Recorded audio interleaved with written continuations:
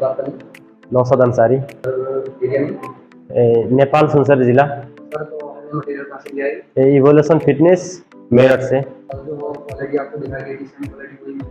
Quality तो same मिली है।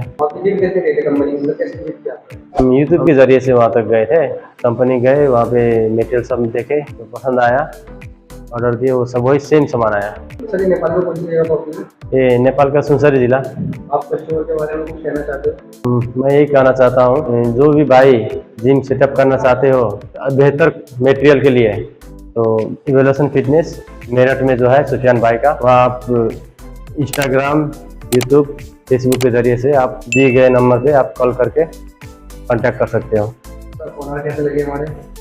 सब बढ़िया लगा, जो आपको दिखाया गया था मटेरियल, चलने में चेक करके देख लिया हूँ, सब बेहतर है। चलने में कैसी लगी? ठीक है, एकदम स्मूथ है। कार्डियो वगैरह से बिल्कुल एकदम बेहतर। कार्डियो फंक्शनल सब स्मूथ है, कोई दिक्कत परेशानी? कोई दिक्कत नहीं है। तो लिस्ट से आपको माल दिया गया था कंपनी से, तो फिर आपने लिस्ट चेक किया पूरा है?